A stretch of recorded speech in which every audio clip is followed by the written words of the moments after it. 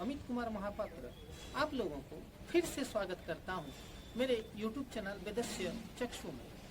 तो दोस्तों, आज हम लोग एक कुंडली में बनता है दोष, उसके बारे में चर्चा करेंगे, जो कि है काल सर्प दोष। तो दोस्तों, ये कैसे बनता है, इसके बनने का कारण क्या है, इसके बारे में हम लोग आगे चर्चा करेंगे।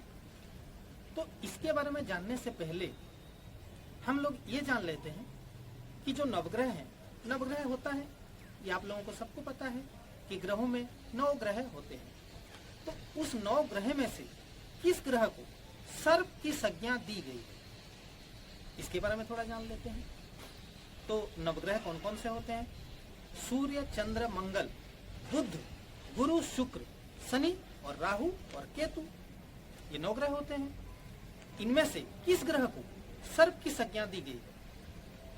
वो कोई एक ग्रह नहीं है, वो 2 ग्रह हैं जिनको सर्प की संज्ञा दी गई है। वो कौन से ग्रह हैं? एक है राहु, दूसरा है केतु। तो नवग्रहों में 7 ग्रह ऐसे होते हैं जिनका अस्तित्व होता है, जिसको कि हम देख सकते हैं। जैसे आप सूर्य को देख सकते हैं, चंद्र को देख सकते हैं, बुध ग्रह को भी देख सकते हैं, बृहस्पति ग्रह भी होता है। लेकिन राहु और केतु, इनको छाया ग्रह कहा जाता है। ये होते नहीं हैं पर होते हैं, इनका इम्पैक्ट हम पर होता है। तो ये काल सर्प दोष कैसे बनता है? अब आप लोगों ने जान लिया कि सर्प ग्रह कौन से हैं, राहु और केतु। तो जब किसी के लग्न कुंडली में राहु और केतु, इनके बीच में सारे ग्रह आ जाते हैं, बाकी जो 7 ग्रह हैं वो आ जाते हैं, तब ये काल सर्प दोष बनता है। चलो इसको उदाहरण से जान लेते हैं कि जब राहु और एक विषय वस्तु दोस्तों, राहु और केतु का पोजीशन कुंडली में कैसे होता है? जहां राहु बैठता है ठीक उसके सामने केतु बैठता है। ये उनकी पोजीशन, ये फिक्स है। जहां कहीं भी राहु बैठेगा ठीक उसके सामने 180 डिग्री पे, 180 अंश पे केतु बैठेगा। चलो इसको भाव से समझ लेते हैं। जब किसी भी भाव में राहु बैठेगा ठीक उसके सप्तम भाव में केतु बैठेगा, या फिर जहां पे केतु बैठेगा ठीक उसके सप्तम भाव में राहु बैठेगा। ये उनकी प्लानेटरी पोजीशन कुंडली में होती है, ये फिक्स है। तो चलिए उदाहरण से समझते हैं। जब राहु कुंडली के प्रथम भाव में बैठेगा तो केतु ठीक उससे सप्तम भाव, यानी सप्तम भाव में केतु बैठेगा। 180 डिग्री पे दोनों आमने सामने रहेंगे। जैसे ये राहु है तो ये केतु है, दोनों आमने सामने ही रहेंगे। तो ऐसे ही जब राहु और केतु के बीच में, या फिर केतु से लेकर राहु के बीच में अगर बाकी 7 ग्रह बैठ जाएं, तो काल सर्प दोष बनता है। तो ये काल सर्प दोष जब बनता है तो जातक को कौन सी परेशानियों का सामना करना पड़ता है, चलिए इसके बारे में जान लेते हैं। तो उसमें क्या होता है जी?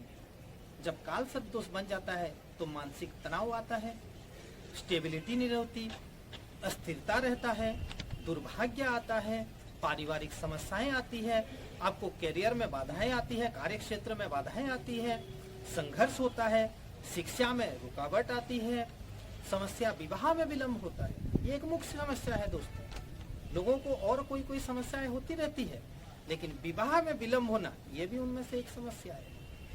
तो ये काल सर्प दोष से अगर आप परेशान हैं, आपकी कुंडली में ये दोष है, या फिर आपके जान पहचान या रिश्तेदारों की कुंडली में ये दोष है, और इस काल सर्प दोष से आप परेशान हैं, या फिर आपका कोई पहचान वाला परेशान है, तो इसका उपाय क्या करें? मेरे इस व्हाट्सएप नंबर के माध्यम से आप मुझसे संपर्क करके मुझसे उपाय ले सकते हैं। तो दोस्तों, और काल सर्प दोष 12 प्रकार के होते हैं। इसके बारे में आगे हम वीडियो में चर्चा करेंगे कि ये कौन कौन से दोष होते हैं। चलिए आज मैं आपको 12 प्रकार का दोष बता देता हूँ। उसको विस्तार में अगर आप जानना चाहते हैं तो मुझे कमेंट में बता दीजिएगा। सारे 12 काल सर्प दोषों को मैं विस्तार में बताने की कोशिश करूंगा।